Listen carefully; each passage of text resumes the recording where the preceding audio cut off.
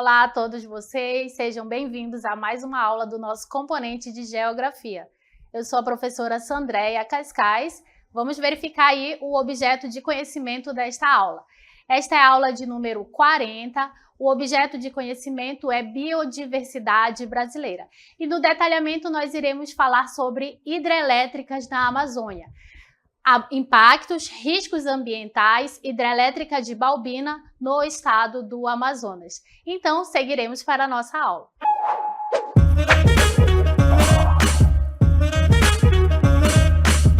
Bem, nesta aula nós iremos verificar que a bacia amazônica ela abriga aí um grande número de hidrelétricas, Porém, a grande preocupação com a construção das hidrelétricas na nossa Amazônia está relacionada aos impactos ambientais e sociais que essas hidrelétricas elas podem causar, Então, assim, dependendo dos lugares, dos locais onde essas hidrelétricas elas são instaladas, pode ser que muitos problemas, ao meio ambiente, às populações aí locais, mais próximas onde são construídas essas hidrelétricas, pode ser que muitos impactos eles possam ocorrer aí. Então, especificamente na Amazônia, há uma grande preocupação, principalmente da comunidade científica, dos ambientalistas, em relação à construção dessas hidrelétricas.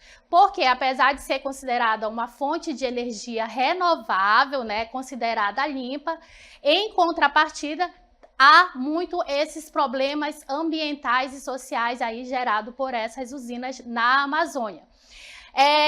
No Brasil, 62% da energia elétrica ela provém de fontes hidrelétricas, Então, grande parte da energia consumida aí no nosso país vem dessas hidrelétricas, 62%.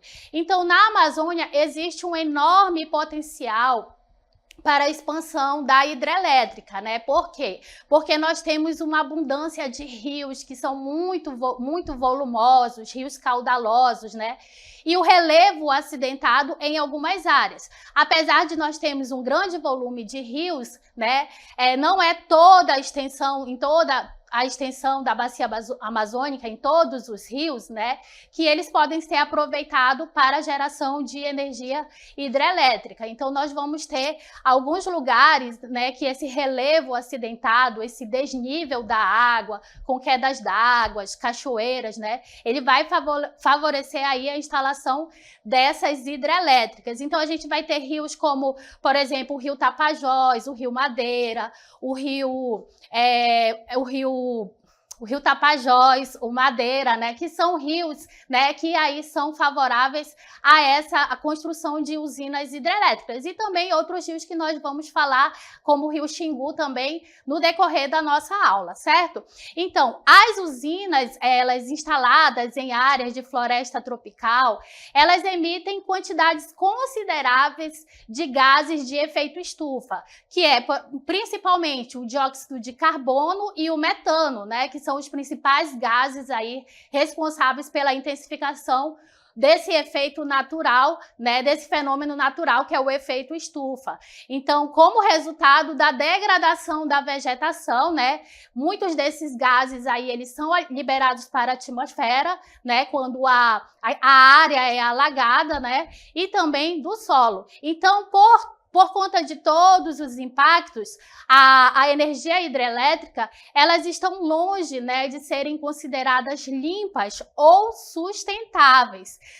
Então, a gente vai dar uma olhada nesse infográfico para a gente entender um pouco mais, sobre a capacidade instalada de geração de energia elétrica do ano de 2020. Então, nesse infográfico, a gente pode observar aqui, que é um infográfico do Ministério de Minas e Energia e da Empresa de Pesquisa Elétrica, sobre essas fontes energéticas, no nosso país. E aí nós temos aqui, primeiramente, observando que no ano de 2020, a capacidade era de 174,7 gigawatts, Isso aí envolvendo todas as fontes de energia no nosso país.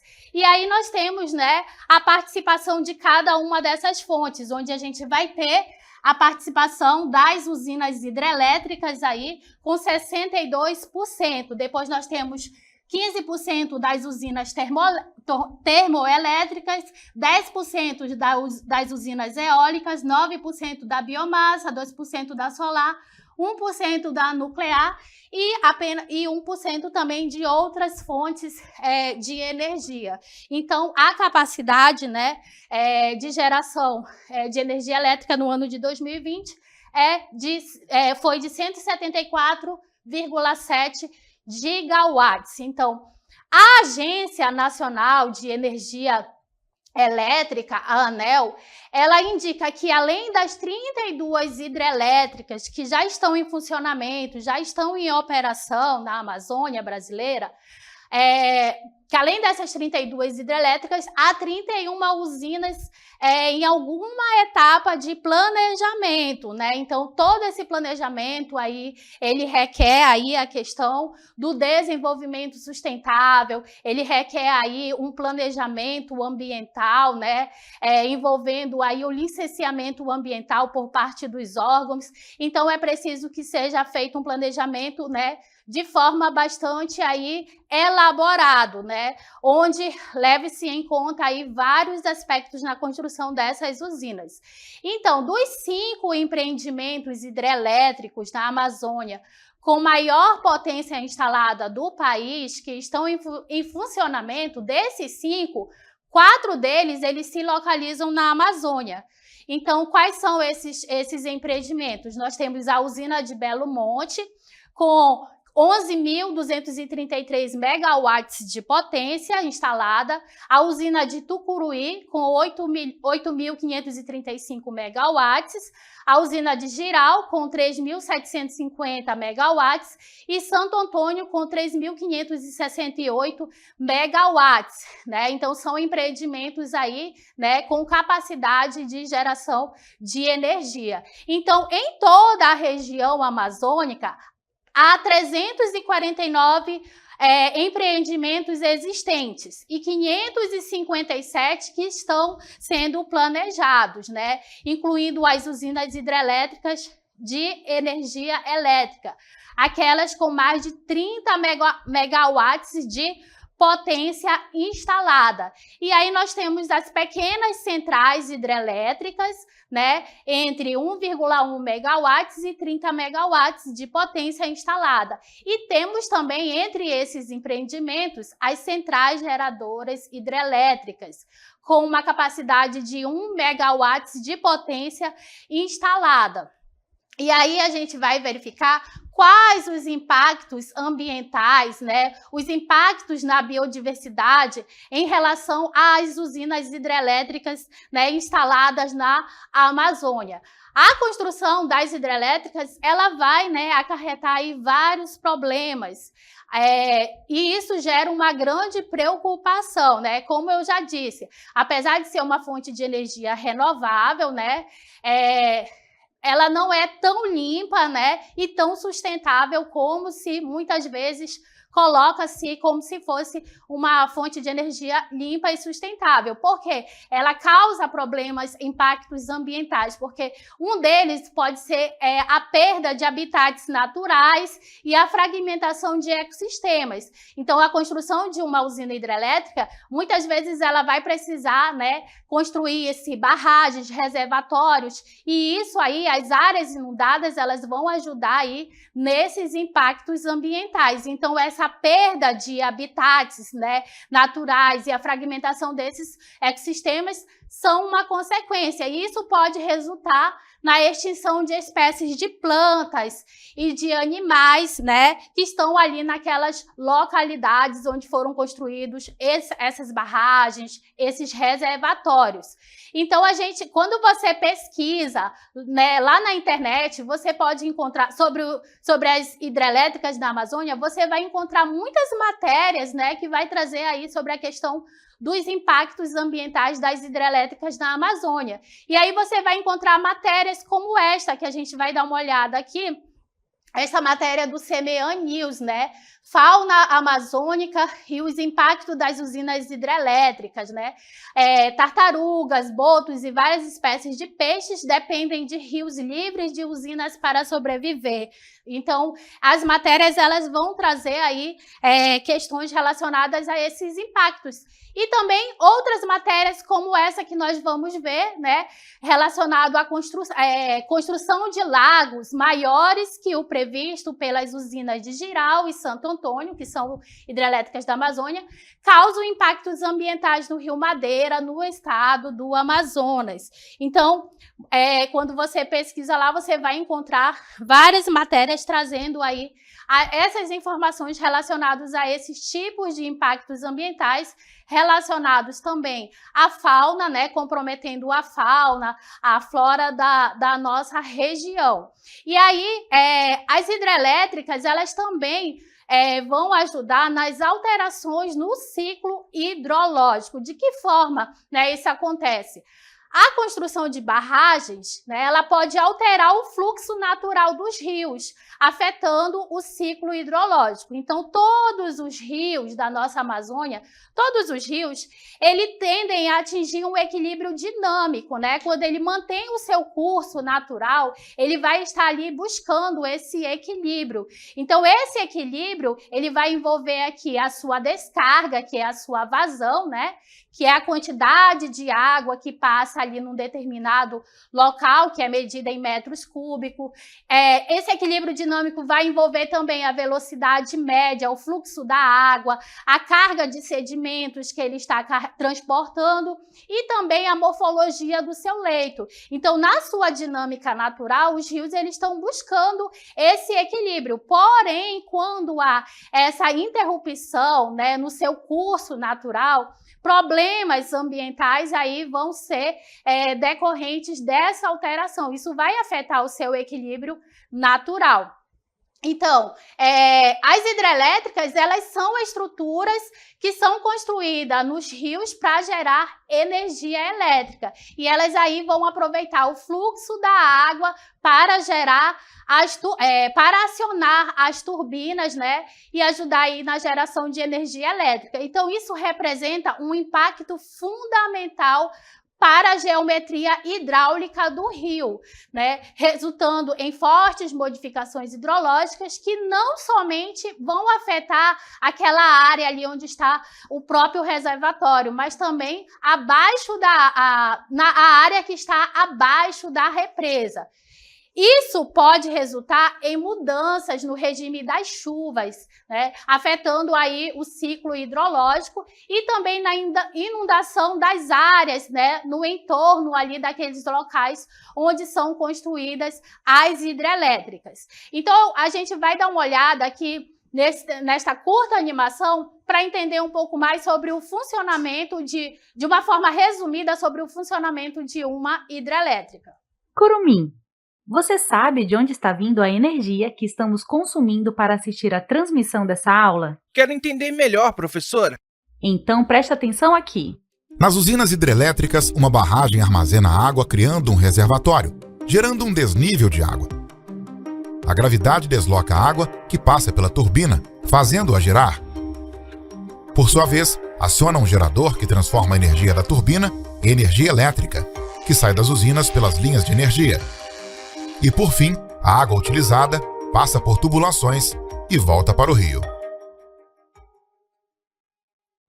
Muito bem, então a gente viu aí o funcionamento de uma usina hidrelétrica, né? Um breve resumo aí de uma usina hidrelétrica que precisa, né, no caso da construção de um reservatório de água para a geração de energia elétrica. Então, a gente está falando sobre os impactos ambientais causados pelas usinas hidrelétricas, né? E aí a gente vai ver que as hidrelétricas, elas também contribuem na emissão de gases do efeito estufa. A construção dessas hidrelétricas, ela pode ter impacto significativo na emissão desses gases. Embora as hidrelétricas elas sejam consideradas uma fonte de energia limpa e renovável, a inundação de grandes áreas de floresta para criar esses reservatórios pode levar à decomposição da matéria orgânica que fica submersa, né, que fica abaixo dessa área que foi inundada. Então, como essa vegetação fica ali submersa, ela vai liberar gases do efeito estufa, principalmente o gás metano e o dióxido de carbono, que são os principais gases do efeito estufa, né, que estavam anteriormente armazenados na vegetação e no solo da floresta ali que ficou submersa. Além disso, o desmatamento associado à construção de infraestrutura de acesso às hidrelétricas, ele também contribui para a emissão de gases do efeito estufa. E isso contribui para o aquecimento global e também para as mudanças climáticas. Nesta notícia do jornal da USP, nós vamos ver aqui sobre a emissão de gases do efeito estufa na região amazônica, né? Então, existem muitos estudos aí, né, de cientistas, de pesquisadores, que dizem que as emissões de gases estufas pelas usinas hidrelétricas na Amazônia, muitas vezes ela chega a contribuir mais do que as usinas de carvão e de gás. Então, nessa matéria, né, os pesquisadores eles mediram o fluxo de metano, né, lá na usina de Belo Monte, eles falaram que a usina de Belo Monte, segundo o estudo, né, divulgado na matéria, ela eleva em até 3 vezes a emissão de gases do efeito estufa na região amazônica, de acordo com esse estudo que foi feito pelo Instituto de Geociências da USP, 2 universidades internacionais e a Universidade do Pará. Então, os pesquisadores eles mediram, né, esse fluxo de metano e de dióxido de carbono em 23 pontos dos reservatórios da usina de Belo Monte e no curso do rio Xingu. Então, eles fizeram essa medição antes e depois da construção da usina hidrelétrica de Belo Monte. Então, a matéria ela vai trazer aí essa discussão sobre a emissão de gases do efeito estufa aí, que contribui bastante, né, à construção da usina de Belo Monte.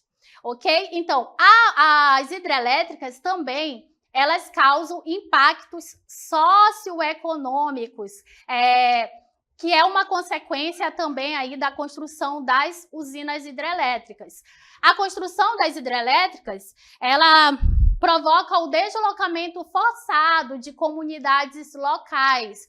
Muitas vezes, essas populações que vivem nessas áreas onde são construídas essas hidrelétricas, elas são forçadas a sair desses lugares, elas precisam mudar o seu modo de vida. Muitas vezes, a família, por exemplo, pode estar ali desenvolvendo uma agricultura de subsistência, e aí, com a inundação daquele lugar, né, com a construção dos reservatórios, né, das barragens, aquelas populações ali, elas vão estar, assim, sendo prejudicadas, perdendo suas terras, recursos e os seus modos de vida tradicionais que elas já estão ali habituadas. E isso, consequentemente, pode levar a vários conflitos sociais e econômicos.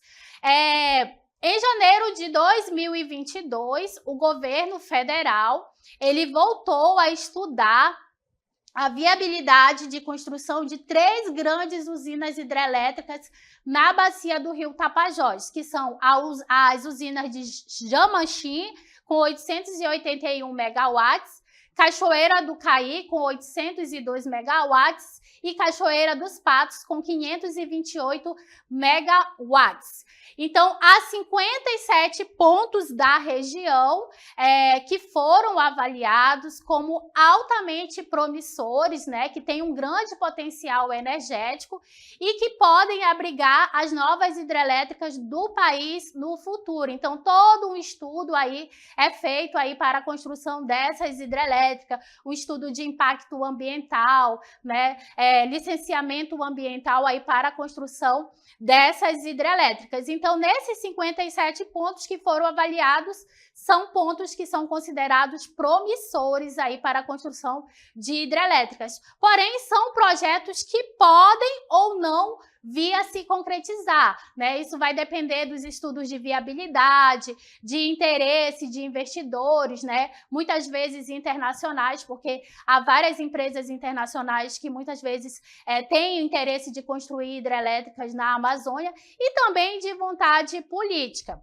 Os números de usinas hidrelétricas previstas na Amazônia, a cada ano ele tem diminuído constantemente. Isso se deve a essa incerteza, né, sobre as atuais políticas de licenciamento, porque as leis hoje elas estão ficando mais restritas, né, com relação à construção das usinas hidrelétricas. Esse licenciamento eles restringem os impactos sobre o meio ambiente e sobre os povos indígenas. Então, o nosso país ele vem passando, né, por uma transição energética, onde as hidrelétricas elas têm cedido espaço para projetos de geração de energia eólica e de energia solar, consideradas aí mais limpas, mais sustentáveis. Então, muitos cientistas eles defendem a ideia que os investimentos, né, a aplicação de investimentos, ela precisa ser maior nessas fontes de energia no Brasil, na construção, né, de usinas eólicas e solares, porque elas prejudicam menos o meio ambiente. E aí a gente vai dar uma olhada aqui, né, sobre a hidrelétrica de Balbina, que é considerada um desastre ambiental, um desastre social também, né, que na nossa Amazônia, ela trouxe assim acarretou várias consequências bastante negativas ao meio ambiente, à sociedade. E aí a gente pode verificar, né, as modificações no entorno da usina hidrelétrica de Balbina com o passar dos anos. Ela está localizada, né, no estado do Amazonas, a usina de Balbina. Ela foi construída sobre o rio Atumã, que é um afluente da margem direita do Rio Negro. Essa usina ela foi inaugurada em 1989 e ela é uma das maiores do nosso país, em termos de área alagada, tá? Que ela acabou se criando lá na usina o Lago de Balbina. Então, apesar de sua capacidade de geração de energia, que é de 250 megawatts, a hidrelétrica de Balbina ela é frequentemente criticada, gente. Por quê? Por conta do seu impacto ambiental, que é bastante significativo lá em Balbina. Então, ela possui também 5 unidades geradoras de energia e ela é responsável pela produção de 50 megawatts de potência.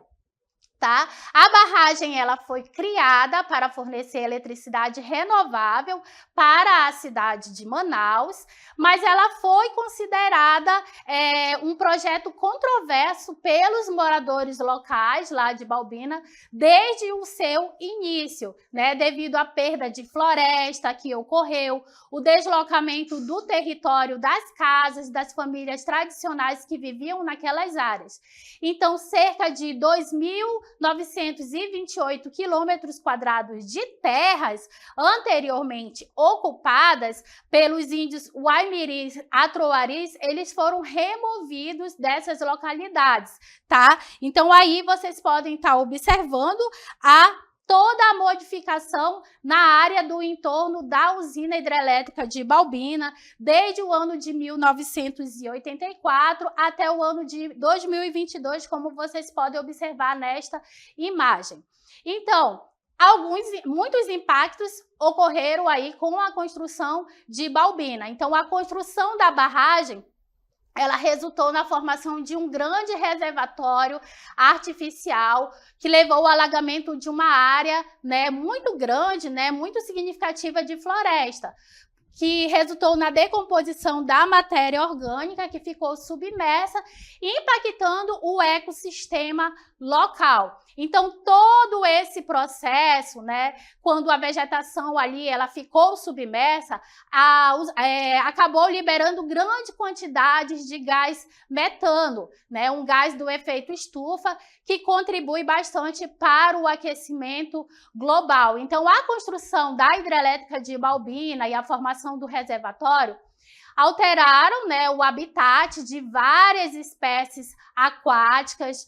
Muitos peixes e outros organismos aquáticos foram prejudicados pela mudança nas condições do ambiente ali com a construção da usina. A gente vai dar uma olhada nesse VT sobre os gases do efeito estufa na hidrelétrica de Balbina.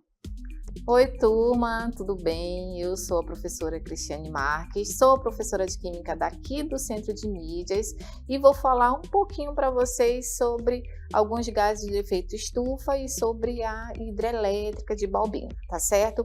Vamos começar com os gases do efeito estufa. São 3 gases, basicamente, que é o dióxido de carbono, chamado de o CO2, dióxido de carbono. Temos o metano, que é o CH4, e temos o óxido nitroso. Esses gases, eles perduram na natureza por um bom intervalo de tempo. Por exemplo, o dióxido de carbono, ele dura na natureza por cerca de 1000 anos. O metano, ele dura na natureza por cerca de 1 década. Já o óxido nitroso, ele dura na natureza por cerca de 120 anos. Então, quanto mais a gente produz esses gases, mais eles vão ficar unidos na natureza, causando ali o efeito estufa. Vai fazer muito mal para a natureza, consequentemente para a gente. E a usina hidrelétrica de Balbina, ela é uma usina considerada, a hidrelétrica ela é considerada uma energia limpa, mas na verdade não é bem isso que acontece. Por quê? Porque quando a usina hidrelétrica de Balbina ela foi feita há mais de 20 anos atrás, ela inundou um lago e esse lago tinha muita floresta. Com isso, as plantas que ficaram no fundo do lago, elas são plantas mortas e elas produzem bactérias, que essas bactérias elas liberam muito metano e muito gás carbônico, ou seja, 2 gases do efeito estufa. Na verdade, eles liberam 10 vezes mais gases do efeito estufa do que uma própria termoelétrica à base de carvão, ou seja, ela não é uma energia limpa realmente como a gente pensa que é, por causa desse que nós consideramos desastre ambiental, por causa desse alagamento que aconteceu quando ocorreu a fundação da usina elétrica de Balbina. Então, ela produz gases. Então, o que acontece? Quando a turbina ela puxa a água do fundo do rio, ela mexe com aquela folhagem morta e faz com que os gases explodam e eles vão para a atmosfera. É como se a gente estivesse abrindo uma garrafa de refrigerante quente, já abriram?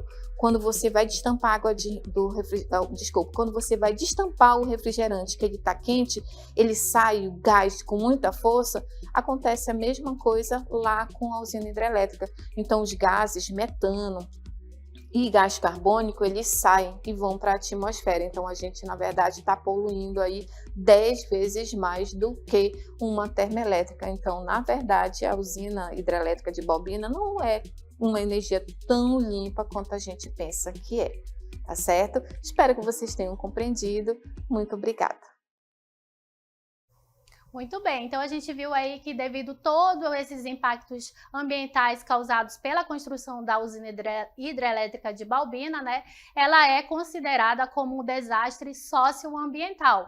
Então, a construção da usina, né, representa uma tragédia ecológica e econômica, né, afetando uma área extensa de aproximadamente 3.000 quilômetros quadrados. Então, a partir daí se formou mais de 3.000 3.500 ilhas isoladas, né, conhecidas como cemitério de milhões de árvores mortas, que são os também conhecidos como paliteiros, né, que esse cenário ele vai evidenciar a destruição de vastas áreas de vegetação, o que acarreta na perda irreparável da biodiversidade e na fragmentação dos habitats naturais. Então, Balbina, ela acaba sendo mais eficiente na emissão de gases do efeito estufa do que na geração de energia. Então, o custo da energia produzida é altíssimo, porque o rio Atumã, ele tem é de pequena extensão, tem pouca água,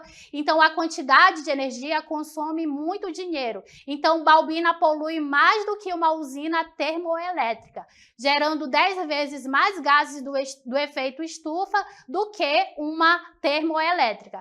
A capacidade instalada é de 250 megawatts, porém, Balbina, a usina ela nunca gerou essa energia suficiente para atender a cidade de Manaus, que acaba consumindo 10 vezes mais energia do que essa usina produz. Então, hoje, ela gera menos de 10% da demanda necessária para o capital amazonense.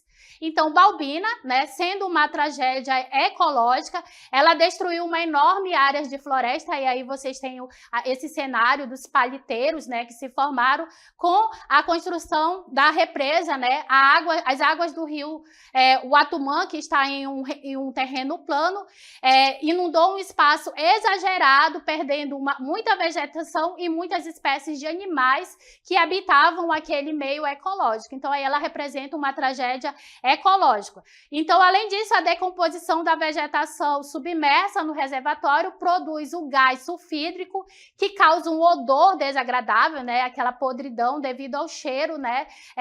Vai causar lá esse cheiro desagradável. Então, esse gás também contribui para a formação de chuva ácida quando combinado com outros poluentes na atmosfera. Então, Balbina também representa uma tragédia social, né? Porque a construção prejudicou os habitantes da região ao inundar as terras de caça e moradia dos índios, né?